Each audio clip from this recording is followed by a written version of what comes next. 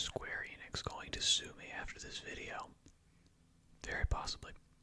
I do wonder how I could get around that. Like if I were to say, hypothetically, would saying that all Square Enix employees are not good at their jobs, like would that do it? I don't think that's true, by the way, and I'm not even if I did think that was true, I'm not saying it. I'm just saying hypothetically, would that be in the realm of something I could get sued for? I don't know.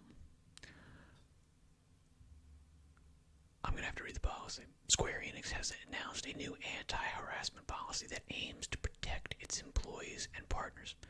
Square Enix has stipulated what constitutes harassment in its book and has laid out what it will do in the event that it encounters such behavior from customers.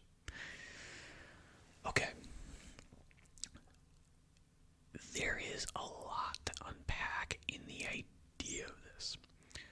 Firstly, is this a good move from a developer? Is this a good move from a company that is selling stuff to people to vilify the people who might be buying your stuff? Probably from a business standpoint, purely from a business standpoint, probably not. Not a great look, right?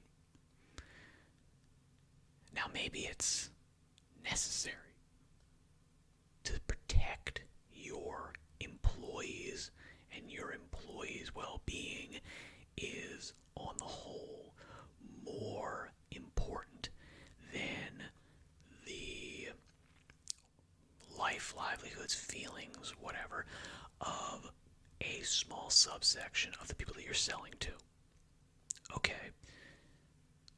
But the question remains, is it your duty as a company to do that, or can you just simply look down extant legal routes and avenues for the solution? AKA, if someone is threatening violence against one of your employees, can't you just call the police?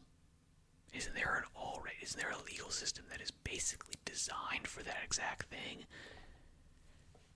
Depending on what country you're in, you don't need to sue somebody for saying, hey, I hate this woke stuff in your games and you should be fired, you suck. If you're in the UK, you can just call the UK hate hotline and they'll have police at their door the next day, the day of, alright? I don't think you need to then pile on by suing them. So is there a reason to do this? Is there a reason to go on board with this? Now, the question here also is this policy being publicized by Square Enix? Or is it, someone found an internal document, they're bringing it to light, and they're saying, look, this is a marker of a larger overreaching policy agenda by large companies to inflict a ideological worldview on the people that they are supposed to be serving. You can think of the bridge DEI stuff as, one version of this, and internal policies, like amongst Square Enix right now, trying to basically make the lives horrible for anybody who might be against a specific ideological bent, because I don't see any reason why this policy would exist other than to go after people that are totally protected by the law, as in they've not done anything illegal. They in no way, shape, or form have violated the law, and therefore, would not legally be aware, would not be legally liable for any kind of harassment, violence, threats of violence, any kind of recognizable bad behavior that is already within the realm of things that we as a society have deemed unacceptable.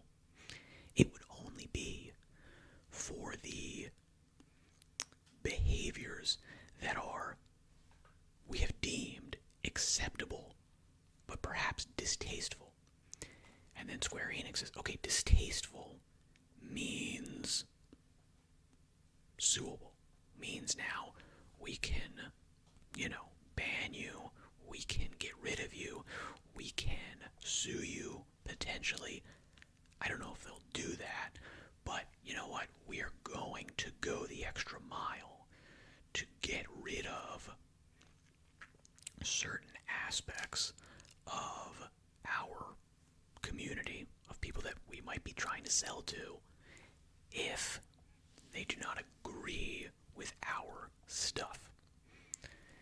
And we're going to cloak it in the guise of an anti-harassment policy, and we're going to mention things such as threats of violence, defamation, that everyone agrees, no, you can't do that, which is why we have laws against them. In this day and age of interconnectivity via the internet, threats and harassment against members of the gaming industry have become unfortunately common. The behavior is far from limited to Square Enix, with some notable examples including threats against the actress portraying Abby in The Last of Us 2, and Nintendo being forced to cancel a live event due to threats of violence from a so-called Splatoon fan. Now Square Enix is taking steps to attempt and protect its people from civil actions. I think that's a typo. Attempt to protect. In a policy laid out on the Square Enix website, the game developer has taken a stance. Okay, so then if the policy is laid out on their website, they are trying to, in some way, shape, or form, even if it's minor, publicize this. They're stating it outright. This is not like an internal document that has been smuggled out by a brave whistleblower. They're saying this openly. The game developer has taken a stance against those who would harass its employees and partners, including everyone from support staff members to as high up the corporate ladder as its executives. The policy states that while Square Enix wants feedback from its fans and customers, customer harassment is unacceptable, and it has laid out exactly what constitutes harassment in its book and how it will react to any such encounters. Square Enix considers harassment to be things like threats of violence, defamation, obstruction of business, trespassing, and so on. Now, every single one of these, as far as I can tell, threats of violence, defamation, obstruction of business, trespassing, they are all already covered under whatever the laws for whatever country you happen to be in. I'm assuming if you're trespassing on Square Enix building and property, they can call the police and have you escorted off. If you are making threats of violence, yeah, I'm guessing you can be investigated by the police. Someone can make a complaint and go after you. Defamation, if what you're doing is meeting the legal definition of defamation, you can already be sued. Obstruction of business, depending on how you're doing it, yeah, that's legally absolutely something that the police and the justice system, wherever you're at, can and already does deal with. So why do they need to make a internal business policy about this? It seems, my guess would be, that they're not actually worried about these number one top tier issues. They are looking for the bottom tier stuff. The stuff that the law goes, what? No, you don't have a right to not deal with that. Yeah, someone makes a criticism about your game. It's America or wherever. They have a right to their opinion and can say your stuff sucks. And you know what? I think, I think Kathleen Kennedy running the Star Wars, she should be fired. She's been a terrible, horrible, proprietor of the Star Wars brand. She's been awful for the whole thing. It's terrible. That is my opinion. I am welcome to it. And if Disney wants to attempt to sue me for that, obviously they would win because they've got all the money to hire all the people. But I would win in any court of public opinion because, of course, I can say that. And the legal system would absolutely agree with me if it was put to them. So, if Disney has an internal policy about anti-harassment and doing these types of things, they are looking for a way to silence this criticism. And if we look through Square Enix's policy, they're basically looking for a way to kind of make more money. Now we'll get into that in just a second. The document lays out exactly what Square Enix considered to be outside the bounds of normal customer feedback. In the event that such behavior is encountered, Square Enix reserves the right to deny services, this is important, to said customers, and in cases of malicious intent, the company may choose to protect its staff by pursuing legal action or getting the police involved. Now, do we think they wouldn't have gotten the police involved beforehand? If someone was making death threats to one of your writers or actors or game developers, yeah, you're gonna call the police. You're obviously already having done that. That's done. That's over. So the Square Enix anti-harassment policy, the definition for harassment is acts of violence, violent behavior, police, abusive language, intimidation, coercion, duress, excessive pursuit, or reprimand. Most of those are police.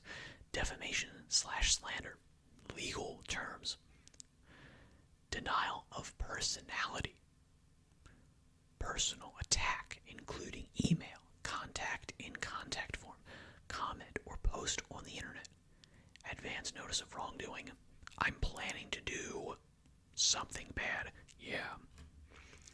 Advance notice of obstruction of business. Persistent inquiries, repeated visits. We don't want to deal with you. Hey, I don't know if, maybe there are people who are actually straight up going to Square Enix's headquarters and going, hey, I don't like this game. I'm assuming those people are crazy and are escorted off the premises normally. Trespassing, legal term, police, by visiting or staying in an office or related facility without permission. Legal terms. No policy here. Nothing new. Unlawful restraint, including via telephone calls and online inquiries. And now we're getting into it. What they are doing is they're saying, hey, look, you know what? We're going to make an internal policy. We're going to put these big, everybody agrees, societally bad things. Like, hey, we will not stand by if you kidnap our employees and hold them hostage for ransom and putting big boobies back on Tifa. We're not going to stand for that. Okay, also, if you don't like the game because it's got some weird political ideology stuff, we're not going to refund your game. Yeah, if you put that in the why I want a refund on Steam, we're not refunding it. We're keeping that money. We're keeping it. You're not getting a refund on that. I gotta be honest, that's what this is. Discriminatory speech and conduct regarding race, ethnicity, religion, family origin, occupation, etc. Infringement of privacy by taking pictures or making video recordings without consent. Hey, if you record us saying that we are going to be discriminating against white people, Asian, whatever, yeah, we're gonna sue you for that. Sexual harassment, stalking, repeated stalking behavior, police. Okay, so the things that I'm getting in here, comment or post on the internet. If they wanted to, if you made a post saying, hey, the person that designed this character in this game by Square Enix is a terrible artist and sucks. That's a personal attack. Guess what? You will never, ever be approved for a refund for any Square Enix games ever again. You are now blacklisted. We got your money forever. Undue demand, unreasonable changes or exchange of products, say, or request for monetary compensation. Give me my money back. Nope. Unreasonable response or request for an apology, including face-to-face response or request for an apology specifying the position of our employee or partners. The director of this game should apologize for the travesty of destroying this series. That would be an example of something like that. I'm not saying that, of course, because I'm not looking to get sued by Square Enix. Excessive requests for the provision of products and services exceeding socially accepted norms. This game's so bad, they should pay me to play it. Unreasonable and excessive demands for punishment of our employees. This person should be fired. This game is buggy as hell. How could they release this? How could they do this? They're expecting us to pay full price for this buggy, unfinished, poorly designed game. Unfortunately, action like this has likely become a necessity for developers like Square Enix. Some gamers have sent angry and threatening messages to a variety of members of the game development industry. Don't do it. Including voice actors and performers. In recent times, this is including the voice actor for Wook Lamont in Final Fantasy XIV Dawntrail, Cena Breyer, who received extreme backlash when transphobic netizens took offense at Breyer's gender identity. However, going a few years back, it was revealed that Square Enix had received multiple threats of unaliving against its staff in 2018, and one such threat over Square Enix's gacha mechanics led to an arrest in 2019. While the police were involved when a credible threat was made. Jeez, that's weird. I'm glad they have this brand new policy. Square Enix also had to cancel a tournament back in 2019 due to similar threats to the aforementioned ones Nintendo recently faced. Interesting. Again, none of this seems like there needs to be a new policy. It seems like they've already have a policy that already works. So then why are they doing this new stuff? My thesis would be they're going to try to basically make it more difficult for you to get a refund and keep more of your money. That'd be my guess. That'd be my general guess. And then they can say, hey, this person's bad review, you need to take that down off of Steam because we have a policy against these horrible threats and unreasonable responses and requests and bad stuff. This is not good. You don't get to do this. So we're going to keep your money and your review gets blacklisted. I don't know. We'll see. Let me know what you think in the comments.